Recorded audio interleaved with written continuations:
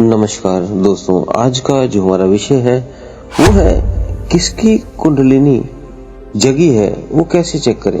किसी की कुंडलिनी आपको लगता है जग गई है, किसी के भी जगनी है, तो क्या उसमें कैसे पता चलता है हमको कितने परसेंट जागृत हुई है, कितने परसेंट नहीं हुई है। कैसे आप अपनी कुंडलिनी को या दूसरे की कुंडलिनी शक्ति को जान सकोगे। तो जानते हैं इस विषय में। तो आप सभी का हम स्वागत करते हैं आपके अपने चैनल आत्मा से परमात्मा का सफर। तो आपने देखा होगा कई साधक ध्यान साधना करते हैं और कुछ को एक्सपीरियंस भी होते हैं और कुछ को नहीं भी होते हैं और कुछ को अंधेरा ही दिखाई देता है, कुछ को कलर दिखाई देते हैं, किसी को स्पाइनल कॉर्ड में वाइब्रेशन होती है, तो किसी की कुंडलिनी शक्ति सहस्त्रार पे आ जाती है, किसी की हृदय चक्र पे रहती है। तो बहुत से साधकों के अलग अलग प्रश्न हैं जिनके उत्तर हम इस वीडियो में आपको देने जा रहे हैं। तो ये जान ले, जो कुंडलिनी शक्ति को जागृत करते हैं तो उसके लिए वो क्या क्या करते हैं। कोई जाप करता है, कोई त्राटक करता है, तो कोई ध्यान करता है, कोई नेत्र ध्यान करता है। तो इस तरह से कई ध्यान, जप, पूजा पाठ करके अपनी कुंडलिनी शक्ति को जगाते हैं। तो पहले दो शब्दों का भेद समझ लें क्या है। एक कुंडलिनी शक्ति को जागृत करना और एक सहस्त्रार पे पहुंचाना या आज्ञा चक्र तक पहुंचाना, दो अलग बातें हैं। अब जो भी साधना आप करते हो, इनमें से कोई भी जाप करते हो, ध्यान करते हो, सांसों पे ध्यान करते हो, नेत्र ध्यान करते हो, त्राटक करते हो, जो भी करते हो, तो आपकी सभी की कुंडलिनी शक्ति जागृत हो जाती है अगर उन्हें एक भी अनुभव हो गया।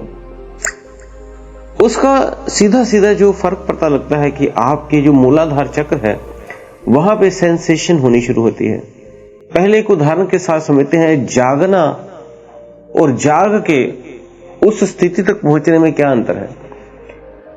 सभी कहते हैं कुंडलिनी जागृत करो, कुंडलिनी जागृत करो, कुंडलिनी जागृत करो। तो हम बता दें कि जितने भी साधक ध्यान करते हैं उनमें से 90% लोगों की कुंडलिनी जागी हुई होती है, लेकिन जाग तो जाती है लेकिन आगे का सफर नहीं तय करती, जिस वजह से आपको एक्सपीरियंस या वो आत्म साक्षात्कार या उस मोक्ष की प्राप्ति, समाधि की प्राप्ति नहीं होती।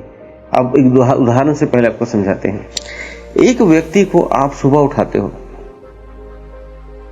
और एक और दूसरे व्यक्ति को भी आप उठाते हो। एक व्यक्ति उनमें से उठा, पहला व्यक्ति उठ के उसने ब्रश किया, नहाया धोया और अपना काम पे चला गया और जाके रात्रि को वापस आ गया। अब दूसरा व्यक्ति जो है उसे आपने उठाया, दोनों उठे थे, लेकिन एक तो उठ के अपना प्रोसेस शुरू कर दिया, एक उठा बिस्तर में से, लेकिन बिस्तर पे बैठे बैठे आंखें खोल के बैठा रहा और जैसे ही आप थोड़ा दूर हुए वो दोबारा वापस में बिस्तर में चला गया और वहीं पे वो दोबारा सो गया। फिर आपने दोबारा उसको कहा उठने को, फिर वो दोबारा उठा, बिस्तर में ही बैठा रहा। आपको लगा उठ गया है, आप फिर इधर उधर चले गए, वो पता लगा दोबारा वहीं पे बैठे बैठे फिर सो गया। आप फिर आए और फिर उसको उठाए। तो ये क्या हुआ, ऐसे ही कुंडलिनी शक्ति जब आप जागृत करते हैं तो जागृत होके वो जैसे बिस्तर में ही पड़ा रहा, जाग के भी, ऐसे ही आपकी जो कुंडलिनी शक्ति है 90% लोगों की ऐसे ही होती है। वो जागते हैं, उनकी कुंडलिनी जागती है जैसे वो व्यक्ति उठा, लेकिन दोबारा जाप बंद कर देते हैं या पूजा पाठ बंद कर देते हैं, या आप जो भी ध्यान साधना कर रहे थे, त्राटक कर रहे थे, ध्यान कर रहे थे, नेत्र ध्यान कर रहे थे, आपने छोड़ दिया। फिर 2 दिन बाद किया शुरू, फिर कुंडलिनी शक्ति जागृत हुई। जागृत का मतलब जाग के बिस्तर में ही पड़े हैं, मीन्स आपकी कुंडलिनी शक्ति की मूवमेंट आपको मूलाधार या उससे ऊपर सहस्त्रार पे वाइब्रेशन से होती हुई नजर आई, क्योंकि आपके मूलाधार चक्र, स्वादिष्ठान चक्र और आपका जो मणिपुर चक्र, ये तीनों चक्रों की दूरी बहुत कम होती है। ये आपस में समझो एक तरह से इनका जो स्पेस है वो कम होती है।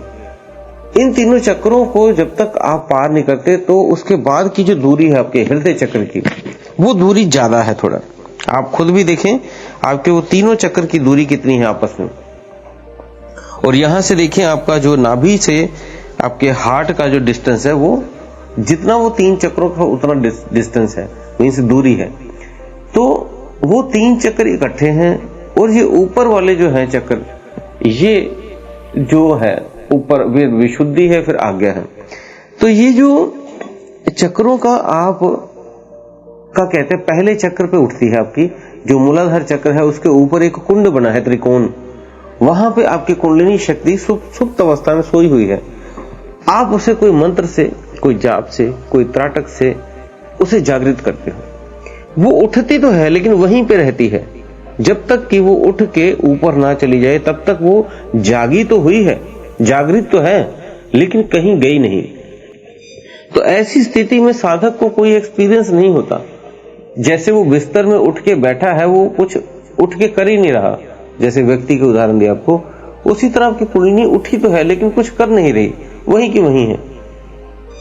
क्योंकि जब तक आप उसे और ज्यादा जाप से, और ज्यादा ध्यान से, और ज्यादा त्राटक से, और ज्यादा पाठ से करके ऊर्जा नहीं बढ़ाते, तब तक वो ऊपर नहीं जा पाएगी। जितना जाप, ध्यान या आपका जो नेत्र ध्यान है या आपका जो मंत्र जप है, वो जब तक ज्यादा ऊर्जा पैदा नहीं करेगा तब तक वो द्रव ऊपर नहीं जाएगा। और ऐसा करने से ही वो कुंडलिनी शक्ति उठेगी। और जब वहां से उठ के वो आगे चक्र पे या सहस्त्रार पे आ जाती है, तब एक पुष्टि होती है कि कुंडलिनी शक्ति जागृत होके वहां तक पहुंची। जाग के पहुंचना ये प्रोसेस हुआ, तब आपको ये अनुभव होने शुरू होंगे जो कुंडलिनी शक्ति में होते हैं। हमने उसके 12 लक्षण भी बताए हैं, उसका लिंक भी हम वीडियो के अंत में डाल देंगे। तब वो आपको उस तरह के लक्षण महसूस होंगे। अगर सिर्फ जागृत करके पहले ही मूलाधार पे ही बैठे हैं और दोबारा फिर अपने जाप छोड़ दिया, ध्यान छोड़ दिया, ऐसे छोड़ के कर रहे हैं, तब वो वहीं पे जाग के रहेगी लेकिन कुछ करेगी नहीं और आपको उसका कोई भी बेनिफिट्स नहीं मिलेगा। तो इस तरह से आपने उसे जगा के छोड़ ना दें, कंटिन्यूटी बनाए रखें, ध्यान जाप करते रहें, ताकि ऊर्जा जितनी ज्यादा आपके भीतर पैदा होगी उतनी जल्दी से वो ऊर्जा वहां से उठ के आपके सहस्त्रार तक पहुंच पाए, आगे चक्र तक पहुंच पाए, तीसरे नेत्र पे पहुंच पाए। और जैसे जैसे आप इतना जाप करते हैं तो उसी जाप से आपके सहस्त्रार से जब ऊर्जा गिरनी शुरू होगी, तभी आपका जो आभा मंडल है जिसे हम ऑरा कहते हैं, वो उसी ऊर्जा से बनना शुरू होता है। तो इसलिए आपने ध्यान जाप ज्यादा करते रहें, बढ़ाते रहें, कम ना करें, छोड़े ना बीच बीच में, नहीं तो बात बनेगी नहीं, वहीं की वहीं रह जाएगी। वो जाग के पहले चक्र पे ही बड़े ऊपर खड़ी रहेगी और ना कहीं आएगी ना जाएगी। जैसे आप, वो दूसरा व्यक्ति उठा और बिस्तर में ही लेटा रहा, फिर उठा फिर लेट गया, फिर उठा फिर लेट गया, कहीं नहीं गया। जब दूसरा व्यक्ति जो उससे पहले वाला व्यक्ति था वो उठ के सारे काम कर रहा है, ऐसे पहले वाला व्यक्ति आपको बनना है, इसे जगाकर ऊपर तक पहुंचाना है।